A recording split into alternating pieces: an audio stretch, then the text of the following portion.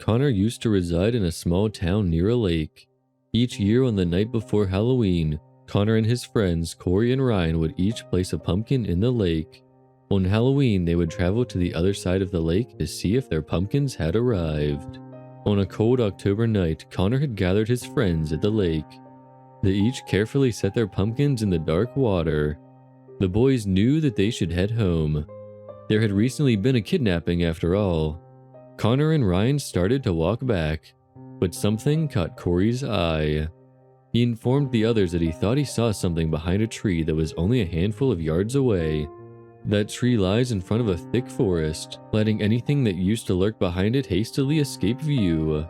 Early in the afternoon, Connor and his friends were at the lake, eager to start the long trek to the other side.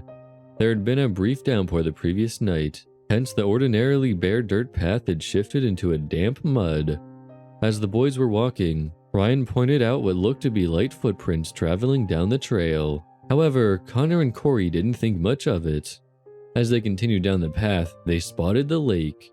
The boys ran towards it in anticipation. When they stepped foot on the small patch of grass that borders the lake, Connor noticed something. His pumpkin, an average-sized pumpkin with a stem that curled and ended in a point, rested on the grass. Ryan's pumpkin was on the shore about a yard away. Corey's pumpkin, however, was nowhere to be found. When Connor was at his house, he started to carve at the pumpkin. However, something was wrong. The pumpkin had a small slip near the top. When Connor finished carving to the top of the pumpkin, he noticed a small bag inside. The bag contained a note that read, "Have a jolly Halloween." Connor was visibly perplexed by the note. "Why did someone put this in my pumpkin?" Connor thought aloud. Connor decided aloud that it might have been in there before he even bought the pumpkin. The slit was hardly visible, so he could have overlooked it. That night, Connor and his friends were ecstatic to go trick-or-treating. They walked around the neighborhood for about an hour before coming to a halt at a certain house. Corey stopped the others and pointed out what he thought was the pumpkin that he released into the water on the previous night. Connor and Ryan both informed him that the pumpkin just looked similar and was not in fact his.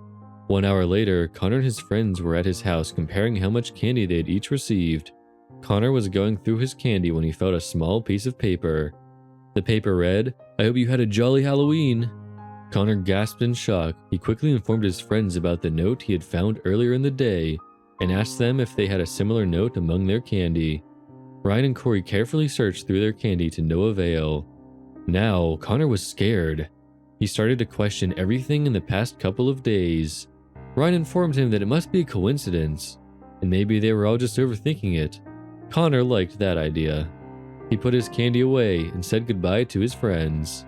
The next day, Connor had no school, but his parents had to work, so he was alone. After a while, he got hungry, so he reached into the jar that housed his candy.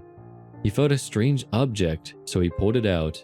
In his hand was a square candy with a red wrapper sealing it shut.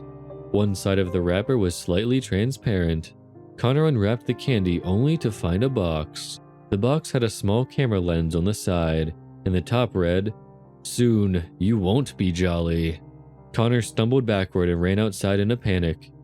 Connor's backyard is right next to a dense forest, so he tried to flee. But I rushed to him and grasped him. The boy struggling stopped after some time, and I was easily able to drag him into the forest. He won't be jolly for a long time.